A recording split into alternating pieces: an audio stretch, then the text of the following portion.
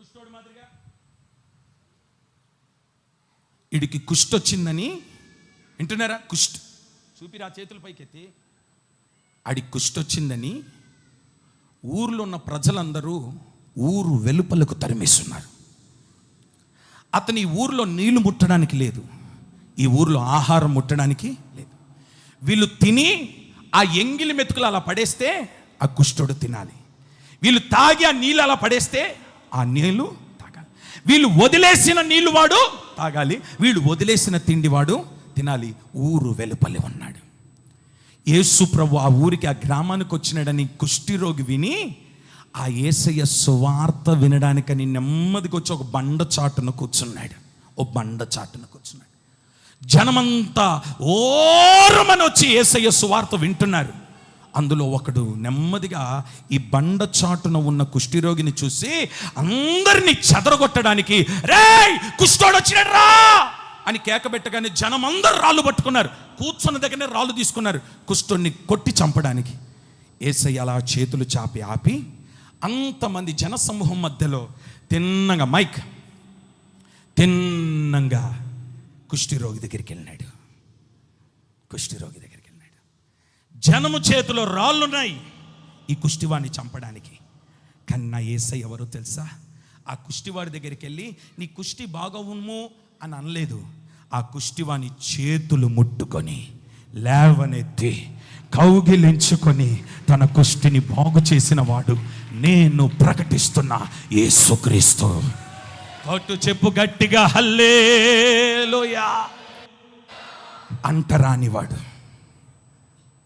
ద్వేషించబడినవాడు, తరిమివేయబడినవాడు, వాకిట అవటం ఉన్నవాడు, ప్రాంగణానికి బయట ఉన్నవాడు, వెలివేయబడినవాడు, రాళ్ళతో కొట్టి చంపబడవలసిన వ్యక్తి. కానీ నా యేసయ్య ప్రేమ ఎలాంటిదో తెలుసా? అందరి చేతుల్లో రాళ్ళుంటే ఈయన చేతుల్లో స్వస్థత ఉంది, ఈయన చేతుల్లో ప్రేమ ఉంది, ఈయన చేతుల్లో ఆదరణ ఉంది, ఈయన చేతుల్లో కన్నీరు తుడిచే స్వభావం ఉంది. వెళ్ళి ఆ రోగిని బాగు చేసి వెలుపల ఉన్న వాణ్ణి లోనికి రప్పించిన నజరేయుడు యేసు క్రీస్తు ఒక్కడే. ఈరోజు ఆ యేసయ్య దగ్గరికి వచ్చున్నావు నువ్వు. ఆమెన్ చెప్పండి గట్టిగా. ఈరోజు నువ్వు వచ్చిన స్థలం ఏంటో తెలుసా? బండ చాటున కూర్చొని యేసయ్య సువార్త వినడానికి వచ్చున్నావు ఇక్కడికి. నీకు వచ్చిన రోగమును బట్టి నీ ఇంటి వారు కూడా నీ పక్కన కూర్చుంటలేదు. నీకు వచ్చిన రోగమును బట్టి నీవు కట్టుకున్న భార్య, నీతో అనుభవించిన నీ భార్యని ఒక ప్లేటు నీకు ప్రత్యేకంగా పెట్టి ఆ ప్లేట్లో అన్నం వేసి నీకు తోస్తుంది. కన్నా యేసయ్య ఎవరో తెలుసా?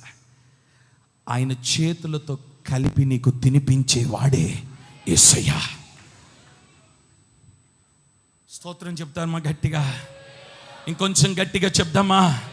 అంతటి యేసయ్యను మనం ఆరాధిస్తున్నామండి, అంతటి యేసయ్యను మనం పొందుకున్నామండి, అంతటి యేసయ్య మనకు తండ్రిగా ఉన్నాడండి, అంతటి యేసయ్య మనకు నాయకుడిగా ఉన్నాడండి.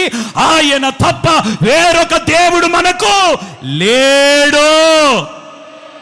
ఉన్నాడా? స్తోత్రం. మరణ వేదన నుండి తీసి కొట్టివేయగలిగిన వాడైన, మరణపు బంధకాల నుండి విడిపించగలిగిన వాడైన, పునరుత్థానపు శక్తితో నేను లేవనెత్తగలిగిన వాడైన. ఆమె చెప్తాం ఒకసారి గట్టిగా. ఎన్నైనాయి?